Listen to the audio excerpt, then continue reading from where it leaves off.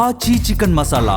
జీవన్ రెడ్డి లాంటి సీనియర్ నేతను వదులుకునే ప్రసక్తి లేదన్నారు మంత్రి శ్రీధర్ బాబు. తనకు చాలా దగ్గరగా ప్రత్యేకంగా తెలిసిన వ్యక్తి జీవన్ రెడ్డి అని శ్రీధర్ బాబు చిట్చాట్లో అన్నారు. పీసీసీ చీఫ్ ప్రత్యేక చొరవ తీసుకుని మాట్లాడతారన్నారు. పార్టీలో ప్రతికూల వాతావరణం సహజమన్నారు. జీవన్ రెడ్డి విషయం ఏఐసీసీ పరిశీలనలో ఉందన్నారు.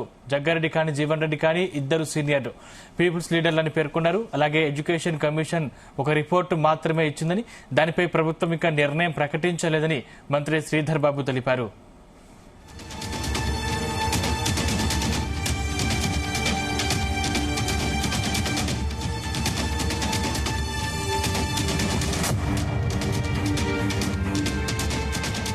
జీవన్ రెడ్డి లాంటి సీనియర్ నేతను వదులుకునే ప్రసక్తే లేదన్నారు మంత్రి శ్రీధర్ బాబు. తనకు చాలా దగ్గరగా ప్రత్యేకంగా తెలిసిన వ్యక్తి జీవన్ రెడ్డి అని శ్రీధర్ బాబు చిట్చాట్లో అన్నారు. పీసీసీ చీఫ్ ప్రత్యేక చొరవ తీసుకుని మాట్లాడతారన్నారు. పార్టీలో ప్రతికూల వాతావరణం సహజమన్నారు. జీవన్ రెడ్డి విషయం ఏఐసీసీ పరిశీలనలో ఉందన్నారు.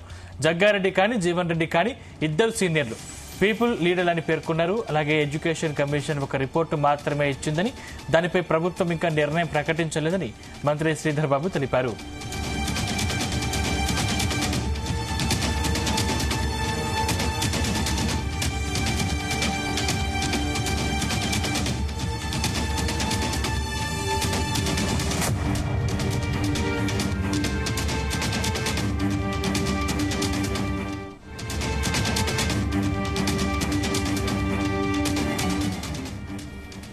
జీవన్ రెడ్డి లాంటి సీనియర్ నేతను వదులుకునే ప్రసక్తి లేదన్నారు మంత్రి శ్రీధర్ బాబు. తనకు చాలా దగ్గరగా ప్రత్యేకంగా తెలిసిన వ్యక్తి జీవన్ రెడ్డి అని శ్రీధర్ బాబు చిట్చాట్లో అన్నారు.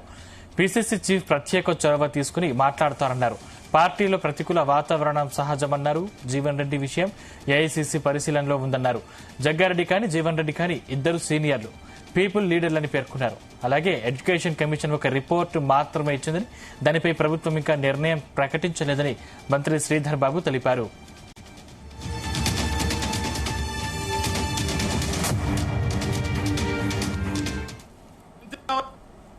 నాకు కోరిక ఉండకూడదా? నాకు అప్పుడు 20 మాసాల కౌన్సిల్ టర్మ్ ఉండే, 5 ఏళ్ళు ఒంటరి పోరాటం చేసిన ఒక్కరిని నాకు పార్టీ పేరు చట్టం కూడా అడ్డం లేకుండే. వీళ్ళు ఏ పార్టీ పేరు చట్టం గురించి మనం చర్చిస్తున్నామో, నేను లోన్ మెంబర్ కాబట్టి నాకు పార్టీ పేరు చట్టం కూడా నాకు అడ్డం లేకుండే. అయినా ఏదైతుందో, నన్ను పట్టభద్రులు ఏదైతుందో, ప్రశ్నించే గొంతుగా శాసన మండలి ఏదైతుందో, మా సమస్యలు లేవనెత్తుడు మా పక్షం నిలబడి పోరాటం చేస్తామని చెప్పని నాకు బాధ్యత అప్పగించింది. మా బాధ్యత కర్తవ్యం నెరవేర్చాను. నేను బాధ్యత అనుకుని నెరవేర్చింది. Thank you. కొబ్బరి నీళ్ళు బాబు. రేవంత్ రెడ్డి గారు ముఖ్యమంత్రి కావాలి తప్పనిసరి. నేను కోరుకున్నా అంటున్నాను. భట్టి గారు ఉప ముఖ్యమంత్రి అయిండు, నేను కోరుకున్నా ఆయన కావాలని. మరి నేను మంత్రి కావాలనేటువంటి నాకు కోరిక ఉండకూడదా? నాకు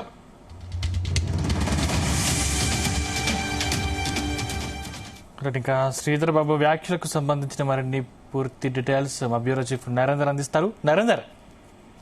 రైట్ సందీప్, మనం కాసేపటి క్రితమే ఆయన వ్యాఖ్యలు విన్నాం. జీవన్ రెడ్డి జిల్లాలో మాట్లాడుతూ ముఖ్యమంత్రి కావడానికి రేవంత్ రెడ్డి గాని, ఉప ముఖ్యమంత్రి కావడానికి బట్టి విక్రమార్కని కోరుకున్నాను, నేను మంత్రి పదవి కాకూడదా అనేటువంటి వ్యాఖ్యలు చేశారు.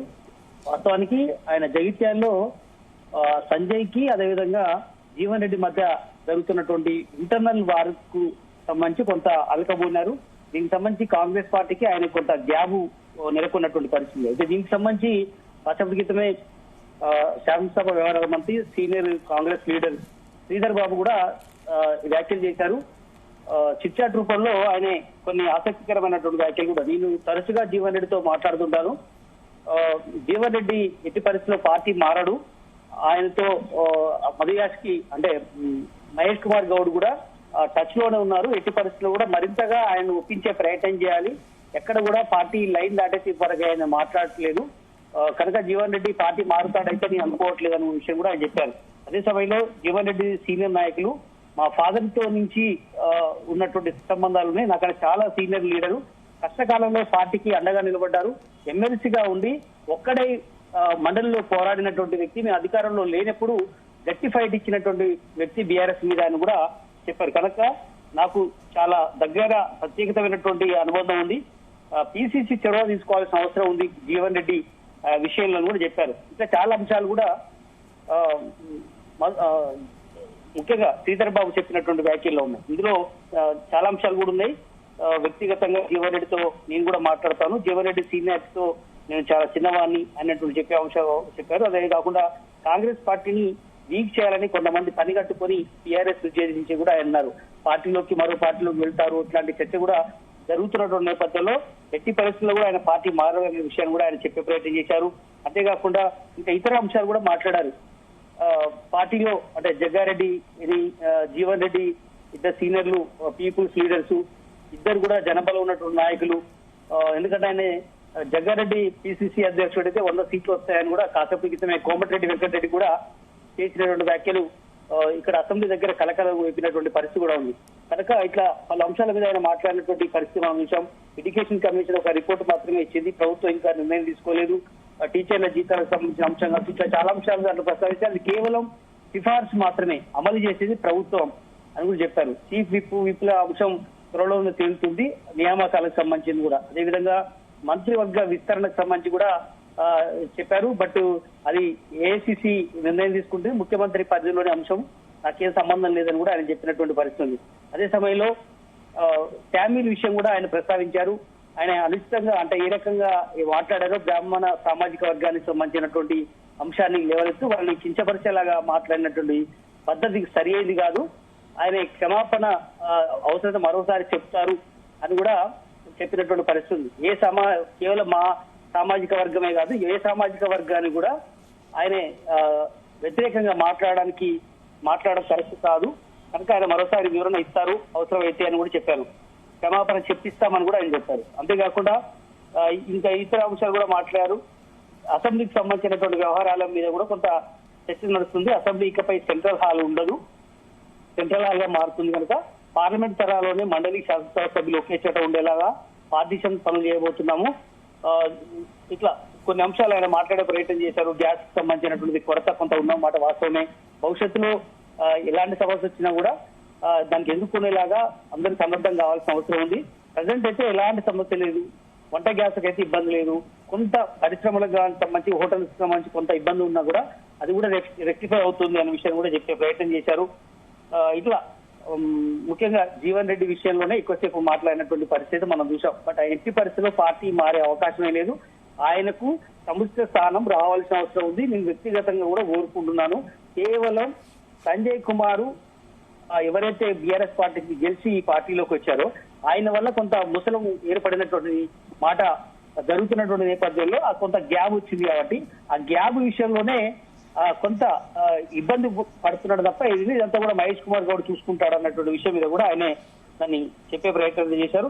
బట్ బీఆర్ఎస్ పార్టీ కావాలని మొత్తం కాంగ్రెస్ పార్టీ మీద బురదల్లే అవకాశం చేస్తుంది. మూసి విషయాల్లో కానీ ఇతర అంశాల మీద కానీ ఇవన్నీ కూడా రేపు సభలో అన్ని విషయాలు కూడా తేడతెల్లం అవుతుంది. బడ్జెట్ 25 నాడు ప్రవేశపెడతారు బట్టి విక్రమార్క.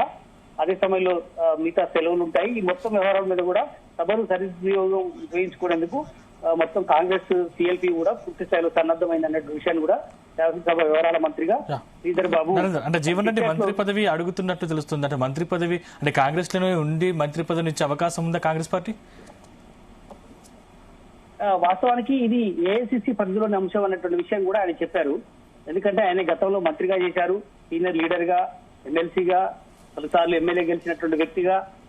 కనుక అధిష్టానం ఏ నిర్ణయం తీసుకున్నా కూడా మేము దానికి కట్టుబడే ఉంటాము, ఆయన అన్నిటికీ అర్హుడే అనే విషయాన్ని కూడా శ్రీధర్ బాబు వ్యాఖ్యలు చేశారు. ఎందుకంటే ఆయన సొంత ఉమ్మడి కరీంనగర్ జిల్లాకు సంబంధించినటువంటి వ్యక్తి. అందులో శ్రీధర్ బాబు ఫాదర్ తో పనిచేసినటువంటి అనుభవం ఉంది కాబట్టి ఖచ్చితంగా శ్రీధర్ బాబు చాలా పాజిటివ్ గా జీవన్ రెడ్డి విషయంలో మాట్లాడారు. రేవంత్ రెడ్డి గాని, మహేష్ కుమార్ గౌడ్ గాని వీళ్ళందరూ కూడా జీవన్ రెడ్డితో టచ్ లోనే ఉన్నారు. బట్ అధిష్టానం నిర్ణయం, అదేవిధంగా సమీకరణలు, వివిధ కారణాలు, వాస్తవానికి ఆయన మంత్రి పదవి కోసం అని ఎప్పుడు కూడా మాట్లాడలేదు. వాస్తవానికి చిట్చాటు చేసే కంటే ముందు మాట్లాడలేదు. ఇప్పుడు మనకు వచ్చినటువంటి ఏదైతే ఆయన వ్యాఖ్యలు ఉన్నాయో మంత్రి పదవి కోరుకోవడంలో తప్పు లేదు కదా అని వ్యాఖ్యలు చేశారు. బట్ అది శ్రీధర్ బాబు దృష్టిలో అప్పుడు ఆయన విషయం మాట్లాడలేదు. కేవలం ఆయన ఏ పదవి కూడా కోరుకోవడం లేదు.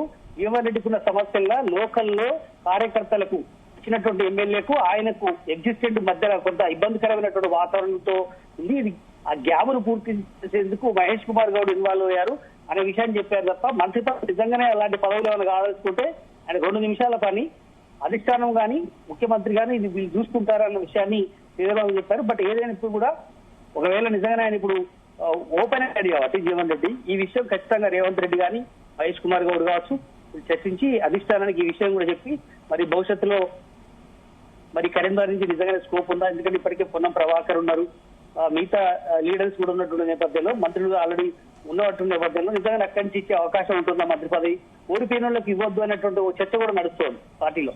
కనుక అంత రిస్క్ తీసుకొని ఇస్తారని కూడా చూడాల్సిన అవసరం. ఏదైనప్పుడు కూడా ఏఐసిసి ఒక లైన్ చెప్పింది ఇవ్వకూడదు అన్నట్టు లైన్ చేసిందంటే నిజంగానే అలాంటి పరిస్థితి స్పెషల్ కేసు కింద ఇచ్చే అవకాశం ఉంటుందా, ఎందుకంటే షబీర్ అలీ గారు మిగతా వారు కూడా ఓడిపోయారు కానీ అందుకనే వాళ్ళకి ఇవ్వలేదు. కనుక ఇప్పుడు ఈయన జీవన్ రెడ్డి మంత్రి పదవి కాకుండా ఎమ్మెల్సీ గారు లేదా రాజ్యసభకి భవిష్యత్తులో ఏదైనా అకామిడేట్ చేస్తారని కూడా చూడాల్సిన అవసరం ఉంది. బట్ ఏదైనప్పుడు కూడా జీవన్ రెడ్డి అయితే ఎక్కడ కూడా నేను పార్టీ మారుతానని కానీ బీఆర్ఎస్ పార్టీలోకి వెళ్తారని కానీ ఇట్లాంటి వ్యాఖ్యలు అయితే ఎక్కడ చేయలేదని కూడా శ్రీధరబాబు కూడా స్పష్టం చేశారు. బట్ చూడాలి దీని మీద ఇప్పుడు ఆయన ప్రెస్ మీట్ ఉద్దేశాన్ని అధిష్టానం కూడా పరిశీలిస్తుంది, ముఖ్యమంత్రి కూడా దీని మీద ఎట్లాంటి రియాక్షన్ అవుతారో చూడాల్సిన అవసరం ఉంటుంది. Thank you Narender.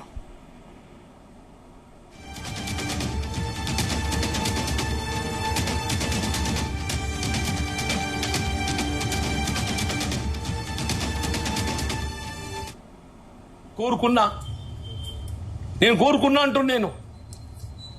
భట్టి గారు ఉప ముఖ్యమంత్రి అయిండు, నేను కోరుకున్నా ఆయన కావాలని.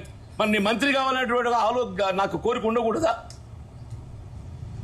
నాకు అప్పుడు 20 మాసాల కౌన్సిల్ టర్మ్ ఉండే, 5 ఏళ్ళు ఒంటరి పోరాటం చేసిన ఒక్కరిని నాకు పార్టీ పేరు చట్టం కూడా అడ్డం లేకుండే.